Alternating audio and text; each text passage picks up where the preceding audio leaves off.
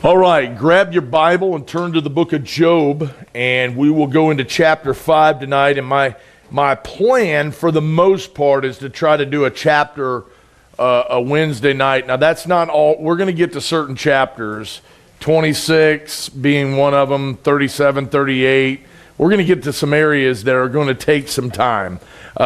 Most of these here I think we can cover, and I am trying to give you, like tonight being one of those situations, I'm trying to give you the highlights, because I literally could take chapter 5 and really run some rabbits, but that's not really what we're trying to do here. We're trying to give you we are teaching it book verse by verse, but we don't want to just get hung up and it be a 5-year study on the book of Job. So now, remember, as we're studying the book of Job, most Bible scholars, and I use that word loosely, come to the book of Job and they say, well, it's about why good people suffer. Well, first of all, the book of Job never answers that, okay? And the bottom line is, if you take what Paul says, why do good people suffer? There are no good people. Now, the day you realize that, the better off you are, because most of us give it in this, well, I'm a pretty good guy. Okay, in comparisons to Hitler, yeah, you probably are. In comparisons to God and his holiness and righteousness, no, you're not even close, okay? And here's, at the end of the day, Jesus told us, if you live righteously, you will suffer persecution. And that persecution doesn't always come from Joe Blow off the side of the street, but it comes from principalities and powers, rulers of darkness. And so a lot of times, if we live correctly, you are going to go through it. And we see that in the book of Job, but that's not why good people suffer. Matter of fact, do you know Job, we don't have anything written down that says that Job was ever told why he suffered. And let me remind you, when we start chapter 5 here, Job has lost 10 kids, all in one shot. He's lost all of his wealth. His wife has turned her back on him. And now he's got boils from the top of his head to the bottom of his feet. He's sitting in an ash heap. Now, I'm impressed with the dude already, because I would have already quit. I'm just being honest. Maybe you think, hey, I have this. Well, good luck to you. He that thinks he stands, take heed lest he fall. Now, Job's in this situation, and he has 3 legit friends, and they have came and sat in this pile of ashes where he is literally taking broken pottery, and scraping the boils off of his body, and for 7 days they don't speak. Now imagine that. The average American can't shut up for 2 minutes. They went 7 days.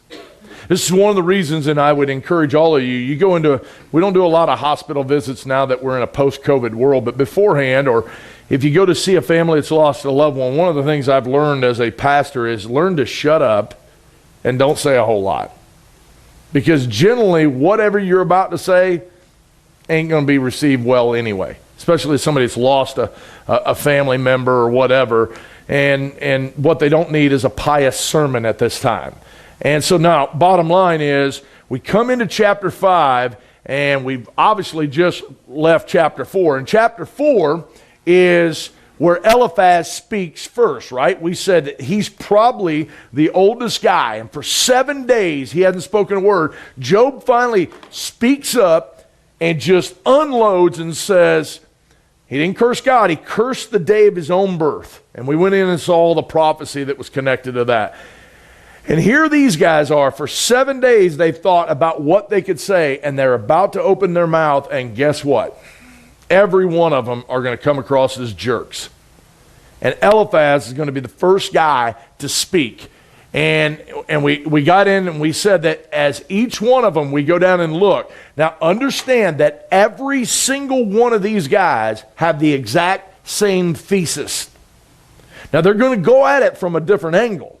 One of them's going to go at it from the law, that's Eliphaz. One of them's going to come at it from legalism, that's Bildad. And one of them's going to come at it from logic, and that's Zophar. And even Elihu, who wrote the book, is going to come with the same thesis. Job, there must be hidden sin in your life. Because in order for all this to go down, You're going to reap what you sow, buddy. Well, here's the problem. Their thesis is wrong. So even though all their truth that they're pushing forward, they're speaking biblical truth. The problem is the thesis is wrong.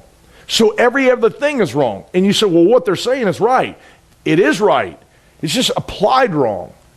Which is, do you ever stop to think why there are 9,000 different Christianities? Not 9,000 religions. 9,000 different groups of people who claim Christ and this Bible as their authority. How is that possible? We're all speaking truth, right? It's how that truth is applied and how you go about rightly dividing that truth. Now, so we went in last week, and I won't go through all this for sake of time because I got a lot I got to get through, but here's last week's deal. Now let's get into chapter 5. It is still Eliphaz speaking. Okay, so Job has been quiet, and he's been out of line multiple times so far. But boy, he is about to get really out of line in chapter 5. And now watch this, okay? We're going to start with number 1, the pointlessness to calling out to saints. Now I want to remind you that Job is the first book ever written. First one ever penned down. I can't get my words out tonight. So I want you to pay attention to his first verse here in chapter 5. Call now, if there be any that will answer thee, and to which of the saints wilt thou turn? Okay, now he stops and he says, Job, you're in a mess, brother. Why don't you call out? Who's going to answer you? Here's what's interesting. These men don't have a written Bible, but what they do know is there is at this moment no mediator between God and man. There is no one they can go to and say, hey, can you go to God on my behalf and help me out here? They realize that there is no one that can grab God's hand and their hand and bring the two together. And I'm emphasizing that because what I want to do is explain to you how fortunate you and I are living in the church age with a mediator. Now watch this. The Bible tells us in 1 Timothy 2:5, for there is one God and one mediator. Now how many mediators? Say it out loud. One, right? This is important that I'm getting you to do this. There's one mediator between God and man. There's not one of many mediators. There's only one mediator. You know what a mediator is, right? As I just described. Somebody who could sit in the middle and understand this guy's situation and understand this guy's situation and work the deal out. Now here's what's interesting. It says there's only one mediator between God and man. Who? Jesus Christ, right? That's it. Here's why he's the only one qualified. Because he's the only person in 6,000 years of human history who has walked this planet who understood what it was to be a man. He was tempted in all the ways that you and I are tempted. He had all this element of the world against him. He was pushed to the limits just like you and I. You will never pray to him and he not understand where you were at. Okay? But he not only understands where you're at, but he's God in human flesh, which means he understands the holiness of his Father and that righteousness. And so he is the only one that can come around and take a person like me and grab my hand, as filthy and low down as I am, grab my hand and reach up to a holy God and literally bring the two together. No one else is qualified to do that. Now you're saying, okay, we get it. Why are you emphasizing this? Well, just chill a second. We'll get there. All right? Now, Job even comes along. Job in chapter 9 is going to agree with Eliphaz and say, you're right. I don't have anybody I can call out to. Now check this out. He says, for there is not a man as I am that I should answer, or he is not as man as I am that I should answer him, and we should come together in judgment. So he's talking about God, the Father. He's like, he's not a man like I could just go sit down and have a conversation with him. He says, neither is there any, here's the word, daysman. And the word daysman is a Hebrew word meaning mediator. And he said, a daysman betwixt or between us, that we might lay hands upon us both. And that's why I was giving you that imagery of reaching down and grabbing a fallen man's hand and yet reaching up to a holy God and build the bridge, which is what the priesthood word is, bridge builder, and bring the two together. Even Job knew that at this time. Now you go, okay, I get it. What's the big deal? Okay, now remember, he comes along in 1 John 2:1, my little children, these things write I unto you, that ye sin not. For if any man sin, we have an advocate, a mediator, a lawyer, whatever word you want to use there. We have somebody pleading our case. And if you understand Revelation 12, Satan's job right now is to accuse you and I. And so as he accuses the Father of your and I's life, and by the way, we give him plenty of ammo. He doesn't have to make up a whole lot about me. He can accuse me to the Father daily, but there is a guy standing there, a mediator, an advocate who is there on my behalf to plead my case. And you say, what's the big deal? Why do you keep going into this? So verse 1, he says, okay, call on thee, see if the answer, to which of the saints will thou turn? Now this is the oldest book in the Bible. And he's already saying, what dead saint are you going to turn to? Forget dead. Which alive saint are you going to turn to? Okay, I'll give it to you in today's world. Think about the most godliest person you've ever been around in your life. What can they do for you? I mean, at the end of the day, when life is just wreaking havoc, what can they do for you? They have no power, no ability. And I bring this up because we live in a world today where people will grab jewelry and have St. Christopher's medallion on them, and that's giving them safe travels. They turn around and they'll look at a Madonna, a Mary, and they'll click the rosary. And they tell you, even in the catechism, hey, turn to Mary because she's more gracious than her son, Jesus. These are actually quotes you can go find. Yet, the Bible says there's only one mediator between God and man, Jesus Christ. So who are you going to call out to? I mean, I know of Christians, quote unquote, who have went and talked to their dead relatives at the graveyard. Now, if that makes you feel better, great. I'd have at it. But for me, it's not doing you any good at all, guys. You know what's sad? Why would you go sit and click this, or sit at a graveyard when you have access to go to the throne boldly every day? Like, why would we bypass that opportunity to hang something around our neck and go, hey, St. Christopher, help me out? How about I just go to the all-empowering God in human flesh named Jesus Christ and call on him? So we were singing Sunday, and what was the song? Does anybody remember? I don't know. It was just talking about how awesome God was, that nobody could stand in his presence. Great. I'm glad you guys were listening. The great I am, was it? Okay, thank you. Glad somebody's listening. All right. So the great I am, and when they were talking about how awesome God is and how powerful he is, why am I calling out to a dead anybody? I'm calling out to a live person. All right. So Job 15, they're talking about God, and he says he doesn't put any trust in his saints.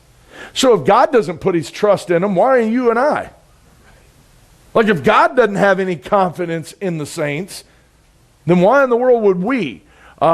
When Jesus is dying on the cross, he's like, my God, why hast thou forsaken me? And they're like, quiet, what is he doing? Well, he's calling out to Elijah. Well, you obviously haven't read Psalms 22 then, if you're saying that. But even back in the days of Christ, they thought he was calling out to a dead saint. This is not a new Roman Catholic doctrine. It's been going on all the way back to the beginning here, even in the book of Job. Now, so number 2, the pious accusations. Okay, so here he goes. So he says, for wrath killeth the foolish man, and envy slayeth the silly one. Now remember who he's talking to.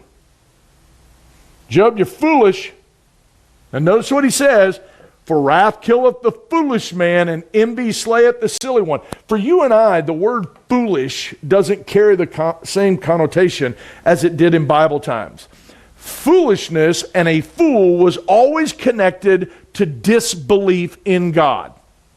And what Eliphaz is trying to do to Job is saying, Job, let me tell you something, buddy. Your foolishness, your disbelief has now caught up with you. Yeah, you lived it up big for a while, and you put on a show, and everybody believed you walked with God, but now your foolishness, your disbelief is coming back to slay you.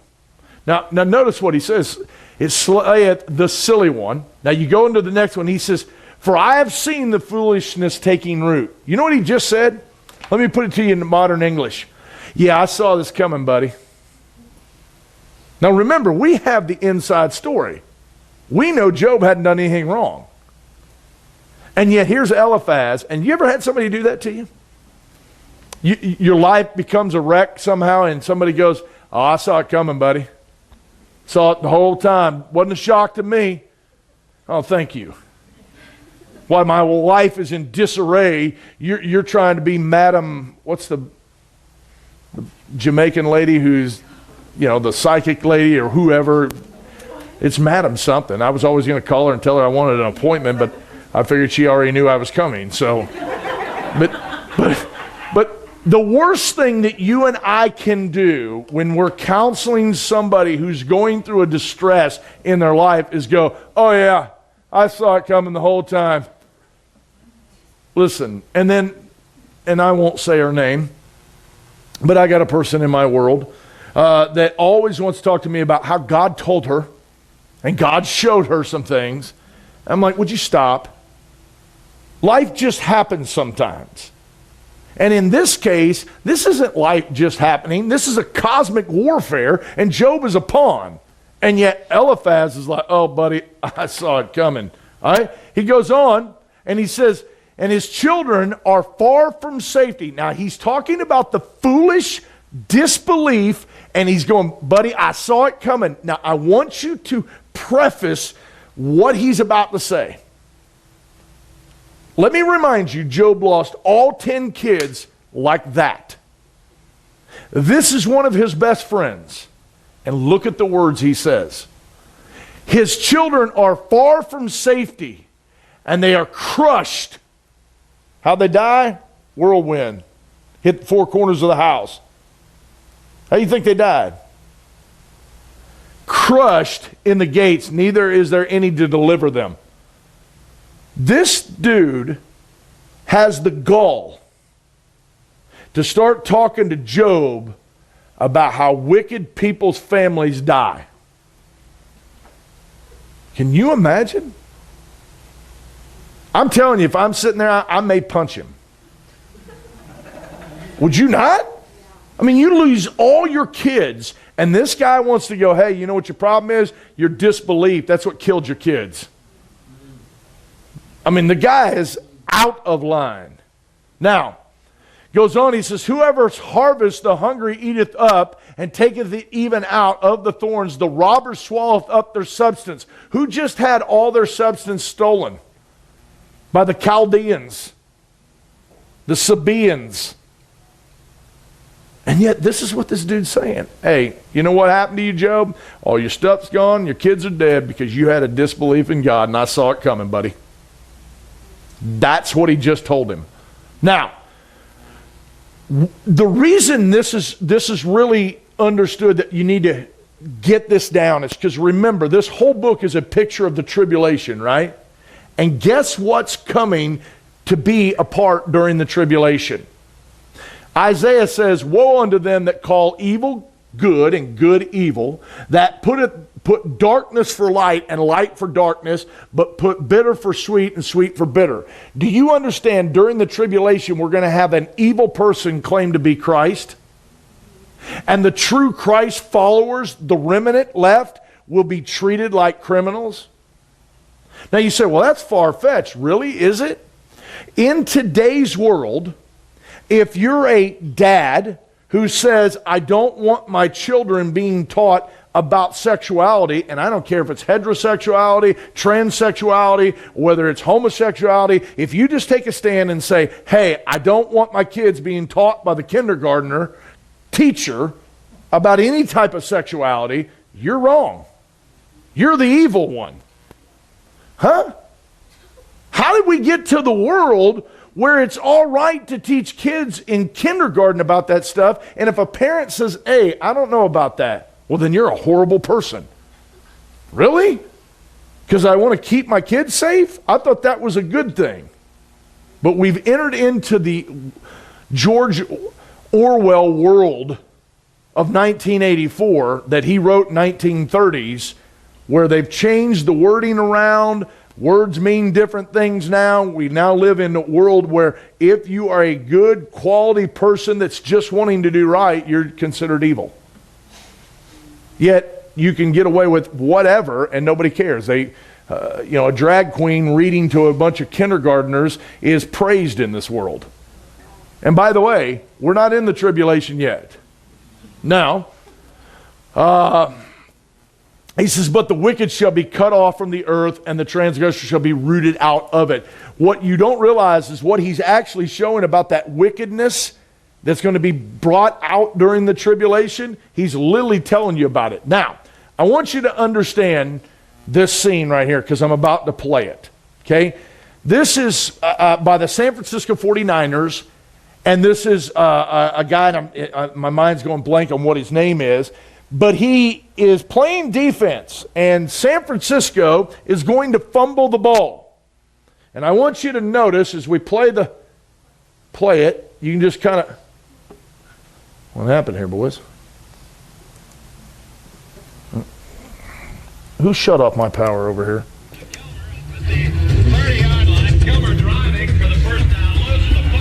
Loses the football.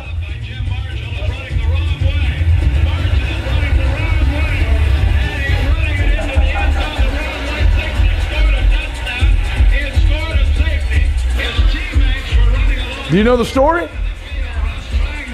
Okay. The guy picks up the football and with all the enthusiasm in the world starts to run for a touchdown. The problem? He's running the wrong way. Now, is he running right? Yeah, he's running right. Has he got the ball tucked correctly? Yes, he does. Does he cross the goal line? Yes. Just one problem. It's the wrong goal. Okay, you can take the book that sits in your lap and you can do all the right stuff with it. But if the thesis and the intention is wrong, it's wrong. He did everything right except one thing. You went the wrong way, dude. And what's going on is Eliphaz is the same situation.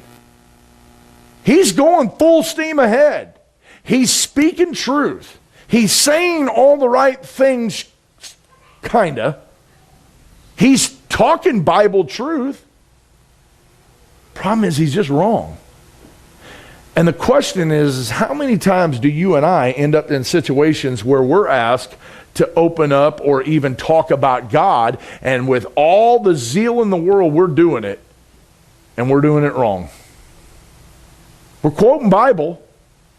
We're just doing it wrong because the thesis is off. Because sometimes you can have the right Bible applied the wrong way. And it's and I know I've been the last 2 weeks emphasizing that, and here's my scare, here's my danger. You're in a church that teaches very thoroughly the Word of God. And what can happen is we can have people who have good intentions go half-cocked and destroy people's lives with the Word of God. So you got to be very careful how you apply this. I can't even stand counseling. I hate it. Makes me nervous. Because if I say something wrong or apply and I don't have all the facts, well, man, it can be very dangerous what you're telling people out of the Word of God. And this is old Eliphaz. He's just got a pious accusation. But I want you to notice next the place of our troubles. Okay? Now notice what he says in verse 6. Although affliction cometh not from the dust, neither doeth trouble out of the ground. Now what's interesting, where did you come from? The dust and the ground, right? But he's saying a true matter. Your problems, your troubles don't just pop up out of the ground, right? Where do they come from? All right? James chapter 4, verses 1 and 3. Where does your problems come from? Now check this out. From whence cometh wars and fightings among you? Come they not hence? Even of your lust that war in your members? So where does the war come from? Where do your problems come from? Come inside you, right? So Eliphaz is right on point. Job, your problems don't just pop up out of the ground, buddy. That stuff comes from the inside. Is that true? It is true. But it's not true in this case. Watch. Where else do wars come from? Ephesians 6:12. For we wrestle not against flesh and blood, but against principalities, powers, and against the rulers of darkness of this world. Now, which and where did Job's problems come from? Where they came from inside? No. They came from principalities and powers, a cosmic warfare. And so yet here we got Eliphaz, a good Baptist guy, coming in half-cocked. Hey, you know, your problems just didn't come out of the ground, Job. They came from the inside. Well, they can, but not in this case. And so can you imagine being a guy that's just quoting James and you have no idea what's going on? Because you may end up in a situation where you're talking to somebody that God is running through the ringer, not because they did something wrong. They did something right. And here they come sit down with you and go, hey, man, I'm having a real tough time. I've had all these things going on. Well, you know what they say, James 4:3. Hey, man, you know where all them problems are coming from. That's coming inside. You might want to confess that. That's how dangerous this book is. This book in the wrong hands is the most deadly thing on the planet. And people take it lightly. Now, which one of these are you scared of? The one with the orange one lets you know it's a toy, right? And we live in a world, well, don't shoot people with it, but okay. So my point is, I grew up toy guns, right? Now, in today's world, they say that's wrong because you'll create a mass murder. Well, that's all I grew up with. And if we didn't have any, we created our own. Okay? And we'd yell on who shot who first. Okay? Now, bottom line is, toy guns don't scare me. Guns in the wrong hands scare me. They're powerful. They're deadly. And this book is the most powerful thing on the planet. And if you put it in the hand of somebody with no training and no understanding, it's as dangerous as handing a real gun to a child. And that's where we live at. Most people learn a lot of stuff.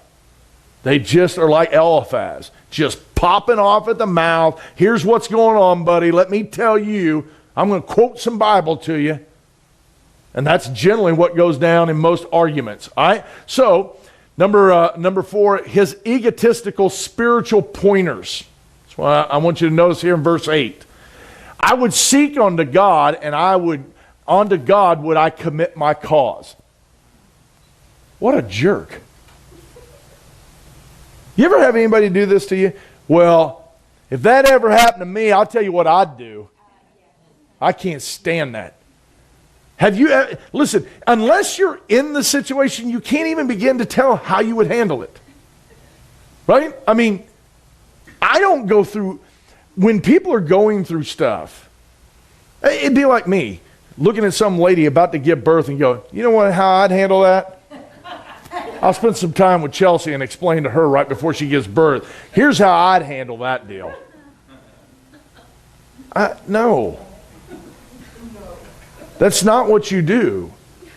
Joe Arthur is a guy who used to preach here a lot, and he's a traveling, well, he's pastors, but he's kind of famous. I mean, he's all over the South, and he came home, and his family was gone out on vacation, and he was sitting there sleeping, and somebody thought his house was empty, and they decided to break in. And so he said, you know, for years, I always said, somebody breaks in my house, I'll tell you what I'm going to do. He said, all that goes out the window. All you can think of is, oh my goodness, somebody's in the house. He said, cops come. They finally get out of there. They leave. He says he's taking a shower. He's wide awake at like 2 o'clock in the morning. He's like, you know what? I got to do a revival. Let me just go ahead and go start driving that way. Because you think you would handle it a certain way until it actually happens to you. Okay, and here is this little pious punk looking at Job after 10 kids dead, lost all of his stuff. He's sitting in this ash heap, and he's already going, you know what your problem is? Your disbelief. That's what killed your kids. Oh, by the way, if I was in your place, I'd go to God with this thing. That's pretty good for a guy that hadn't lost 10 kids. We got to be careful with that, folks. Hey, I'll tell you what I'd do if I was in your situation. All right? Now remember, he says, I'd take it to God if I were you, Job. Job did. Chapter 1, 20 and 22. Remember what he did? He shaved his head and he worshiped God. He's already pled to God. It's not like he's like, oh, forget God. God done did me wrong, so I ain't even going to talk to him for a while. He's already worshiped him. Now, his sermon on piety, or sermon of piety, number 5. Look here at verse 9 through 13, okay? He says, which doeth great things and unsearchable, marvelous things without number. Now remember, verse 9 is building off of verse 8, which was, I'd take this thing to God. So you know what he's going to do? With a bunch of piety, he's going to start talking about the awesomeness of God. Now is that bad? God's a pretty good dude, right? And he's very powerful. But you understand when somebody's going through the absolute misery of life, you saying dumb things like, well, God's got a plan. God's bigger than all of us. That doesn't fly in the moment. It don't. And we have this ideology of, well, we'll just talk about how great God is and they'll snap out of it. That's not how that works. When people are down and out, I mean, obviously Justin, just a little over a year ago, his dad passes away. So Mark goes on home to be with the Lord. Now, can you imagine me just showing up on the scene and going, let me just tell you how awesome God is? Of course they know how awesome God was, or is. But in that moment, that is not comforting. And this is what he's going to do. So God, you should take it to God, Job, which doeth great things, unsearchable, marvelous things without number, who giveth rain upon the earth, sendeth water upon the field, to set up on high those that be low, that those which mourn shall be exalted to safety. He disappointeth the devices of craftiness, so that their hands cannot perform their enterprise. So he's talking about God shutting down the craftiness, the evilness. And once again, he's looking at Job while he's saying it. It's kind of a backhanded, let me tell you how awesome God is. And he shut you down, Job, because you're evil. And he goes, he taketh the wise in their own craftiness, and the counsel of the forward is carried headlong. Now what's interesting about this, he taketh the wise in their own craftiness, is because Paul comes around in 1 Corinthians chapter 3, verse 19. For the wisdom of the world is foolishness with God, for it is written, he taketh the wise in their own craftiness. Do you know where it's written? Right there in Job. Isn't it interesting? Eliphaz is spitting out truth. Even though he's a jerk at the moment, he's pumping out truth. He's pumping out truth that Paul's going to quote to you and I. The reason I'm taking my time with this, guys, is just because you know some Bible doesn't mean anything. You got to know how to use the Bible. It's one thing to have knowledge, it's a whole nother thing to have wisdom and how to take that information and apply it correctly in every given situation. And that is the hardest part of this book, is knowing, yeah, it's all truth. Now, I want you to understand, because I'm about to go back to these verses and break them down in a whole new light. So, would you agree that Satan, who's trying to get Job to curse God, do you believe with me that Satan has used Eliphaz to try to do that? He just popped off about his 10 kids being killed, and hey, it's your fault, buddy. Now watch this. Satan comes in, eggs Eliphaz to speak truth. Notice Satan always tries to use the truth. He just uses it out of context. Okay? He's going to speak truth, and Eliphaz is going to ramble on with some piety and some just vomit of the mouth of truth. And yet God is going to turn around with the exact same words and give you and I a picture of the tribulation, which hadn't even been thought of at this point. God's never out of control, ever. Now watch this. All right, so now we're going to look at, and this is how I'm going to close it out, the prophetical implications. So now I told you this book is about the tribulation. It's about the Jew in the tribulation, Israel being brought back to God. Now watch. All right, let's go right back through these same verses that he was using to talk about how awesome God is, and you're in the shape you're in. Watch. He giveth rain upon the earth and sendeth waters upon the fields. This whole thing of rain, we don't have time to trace every aspect of it. It's always connected to the tribulation. Now watch this. 2 Samuel 23:3. The God of Israel said, the rock of Israel spake to me. He that ruleth over men must be just, ruling in the fear of God. And he shall be as the light of the morning when the sun rises. What do we call that? That's the sunrise, right? Malachi 4 says that rising of the sun is a picture of the second coming of Jesus Christ. When the sun first comes up in the morning, what color is it? Yeah, you'll have to get out of bed a little early. It actually comes up, it's red. Now, I can go over why that is on the horizon, but the reason why the sun shows up red is because if you trace the second coming, Jesus is going to come from Edom, which is where the book of Job is placed out of, and his clothes are going to be dyed red from Basra, and he's going to come on the scene. You know why they're red? You know why his legs are brass, I can't get it out. Brass. There we go. Burnt in the fire in Revelation chapter 1.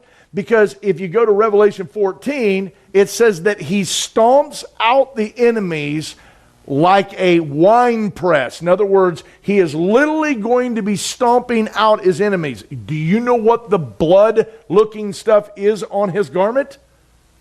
Blood. And every time the sun comes up, he lets you know, my son's coming back. Every 24 hours, just to remind you, my son's coming back. And he's going to be clothed in red. Now watch. He says, as the light of the morning that sun setteth. Now who are we talking about? He says, and he, who?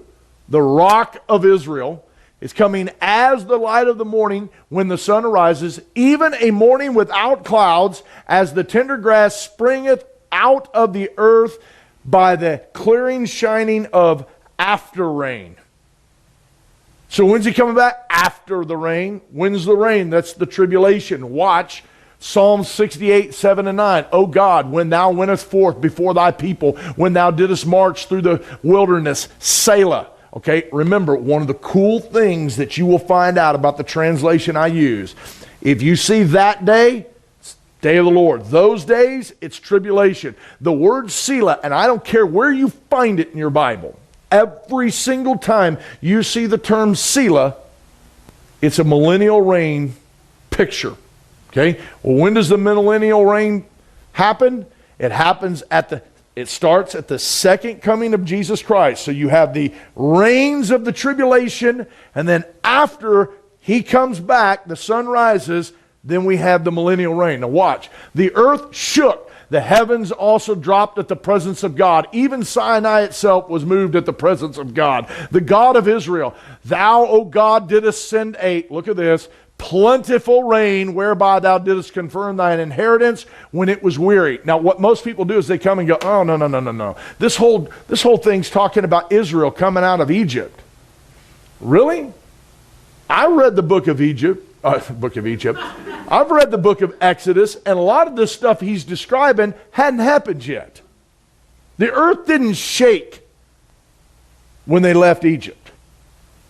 Yeah, we had Sinai with the clouds and all that, but we're talking about the earth shaking. That's what's going to happen when he comes back. I taught it in Sunday school a couple weeks ago. Justin mentioned it here last week, that when Jesus comes back, he's coming back from Sinai up the King's Highway, up through Teman, Basra, Petra, Edom, all that, up through the King's Highway and crossing Jordan. And when he does, the world is going to rattle. Matter of fact, Zechariah says when the world sees him, and every eye will, that their eyeballs will literally be consumed in their sockets and their tongues will cleave to their mouth because of his brightness. An atomic bomb ain't going to have nothing on him. But it's described as rain. Hosea 6:2, after 2 days will he revive us. In the third day he will raise us up, and we shall live in his sight.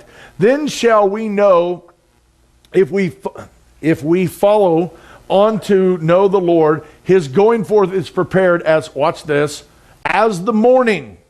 And he shall come unto us as the rain. What kind of rain? Latter and former rain in the earth. You're talking about a spring rain and a fall rain coming all at the same time. You're going to see a flood happen. We'll talk about that at another time. Now, let's look at the next word. So not only the rain that he's talking about, to set up a high, those that be low, those which mourn may be exalted to safety. So this is the next part of Job. This is still him rambling on. He talks about the rain. Now he's talking about those that were low are going to be exalted. And I've got plenty of places we can go to, but we're just going to go to Revelation 6:9 and 6:10. What do we got? We got some souls under the altar, and they're begging God. And they say, how long are you going to put up with this? How long before you avenge our blood? And eventually there's coming a day where he is going to take those that have been brought high and bring them low, and those that were abased he's going to exalt. This being some examples of that. All right, Job 15:14. So we get into the next verse. They meet with darkness in the daytime and grope in the noonday as in the night. Okay? This is verse 14 of chapter 5. And what do you think he's talking about? It's a daytime that is darkness. It is so dark they are going to grope in the noonday. In other words, look around, can't see. Okay? What does the Bible tell us about the second coming? It's a day of darkness, a gloominess, a day of clouds and a thick darkness. As the morning spreadeth upon the mountains, a great people and a strong thereof has not been ever been like. All right? He goes into Amos, he says, woe unto them that desire the day of the Lord. To what end is it for you? The day of the Lord is darkness, not light. Okay? He goes on, he says, as if a man did flee from a lion. Okay, drop down here. Shall not the day of the Lord be darkness and not light, even very dark and no brightness in it? Now here's what's interesting. Eliphaz is just popping off, right? And Satan's trying to use those pop-offs to bring Job to a cursing point. And the whole time God's going, yeah, while you guys are all doing that, I'm going to use both of you like puppets to get my truth out. And what is my truth? My son's coming back. Now what's interesting, he hadn't even came the first time at this point. But God, who is never taken off guard and is outside of time. By the way, everybody wants to know what God created first. And if you go to Genesis 1:1, he'll tell you. In the beginning, God created the heaven and earth. What did he create first? What's the first words? In the beginning. What did he create first? Time. God is outside of time. There is no time in him. But God created time first, and then he created heaven and then earth.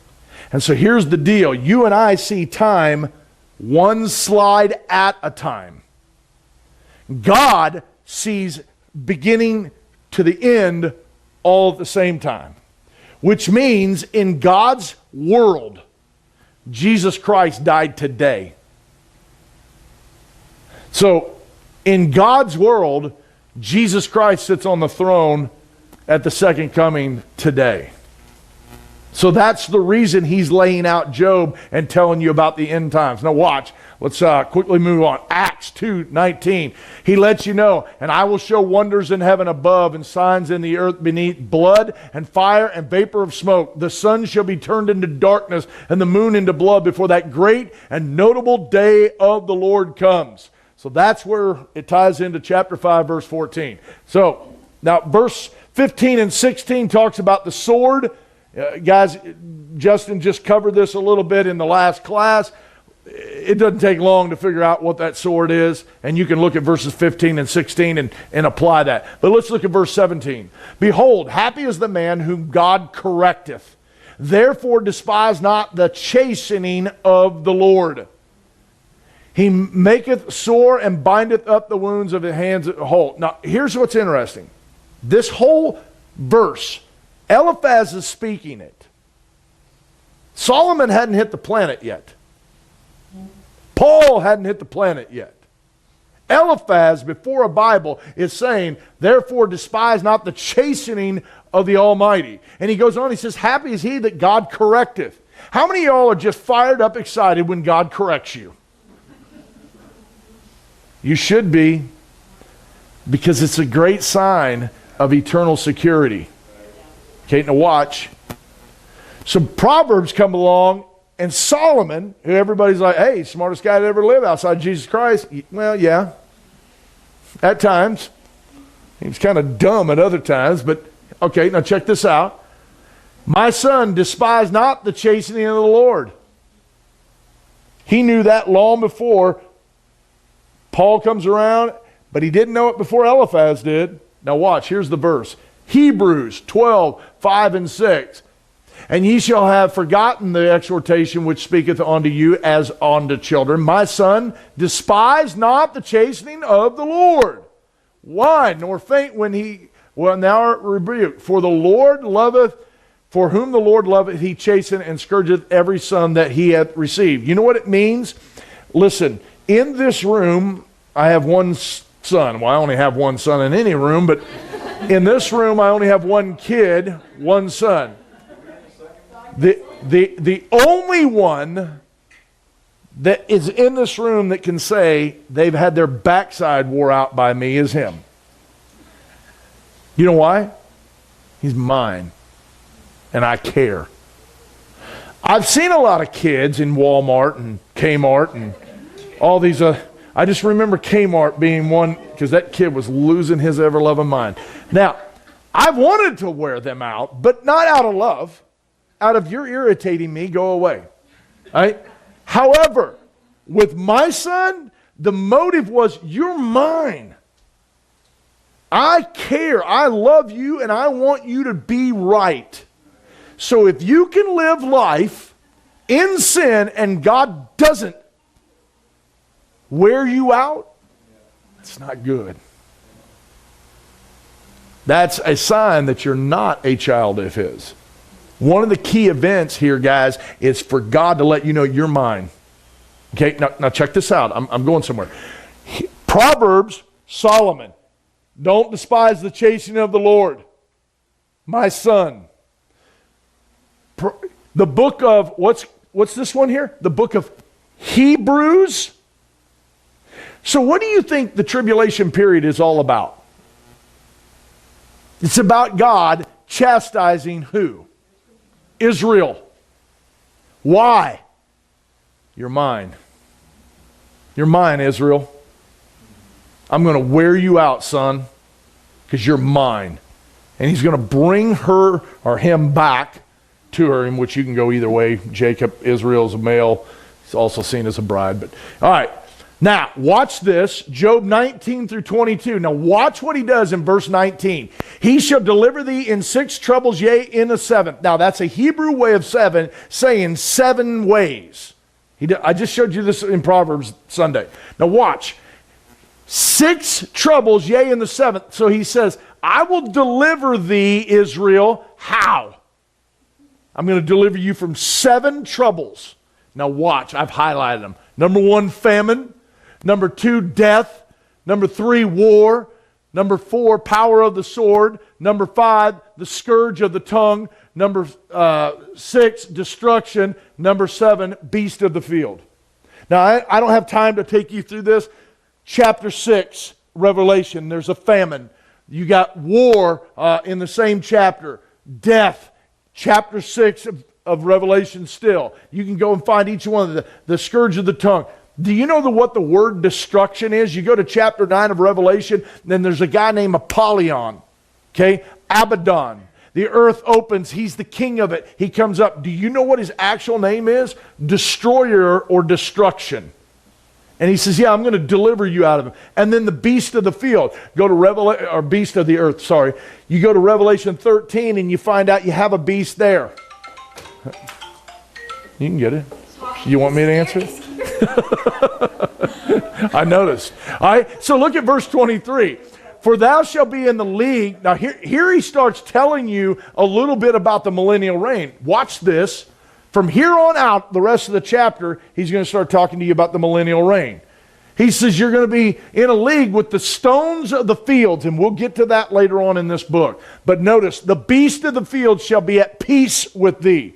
Don't have time, but we'll go to Isaiah 11. I had to fit it all in here. Do you understand, and the millennial reign, that the wolf and the child and the wolf and the lamb are all going to lay down? There's going to be snakes, and the kid can play with them, no problem. The lion's going to eat grass. Why? Because the beasts of the field are going to be at peace with us. Okay? Quickly, moving on. Job 24, 5:24. And thou shalt know thy tabernacle shall be in peace. What tabernacle? You go to Revelation 21, 2 and 3. The tabernacle is coming to this planet. The real one. Not the model one that Moses built, but the one he patterned it off of. Job 5:25, thou shalt know also that thy seed shall be great, and thine offspring as grass of the earth. So he talks to you about the seed and the offspring, 2 different things. Don't have time to go through it, but he lets you know that the handful of corn on the earth, on the top of the mountains, and the fruit thereof shall be like Lebanon. In other words, during the millennial reign, fruit's going to flow. Okay? Food's going to flow. It's going to be awesome. But he also lets Israel know that your seed as mighty upon the earth as generations of the upright shall be blessed. Job 26, thou shalt come to thy grave in a full age, like as a shock of corn. What's going on during the millennial reign? If you go to Isaiah 65, verse 20, men shall live again like they did before the flood. They'll live 800, 900 years old. An infant of 100 years, a 100-year-old person will be considered a child. Now, let me stop. I don't have the time, but I need to let you know there's still death during the millennium. People will die during the millennium. Not you and I, We've got glorified bodies. But this ideology that death is gone during the millennial reign is not true at all. And we can get into that at another time. And then look at verse 27, and I'll get you out of here. Lo, this thing have we searched it, so it is, hear it, and know that it's thy good, for thy good. You know what he just said? Job, me and the boys have talked about it. We figured this thing out, and I know you ain't liking to hear it, but you just need to deal with it. I'm going to tell you like it is, Job, and it's for your good. Buddy, it's going to hurt, but it's going to hurt us a whole lot more to have to tell you. What a jerk. I mean, he is. Like, people think I'm a jerk. I would never do this to people. Not some people, but you get my point. All right, we're way over time, so we'll pick up next week. So God bless you. We'll see you.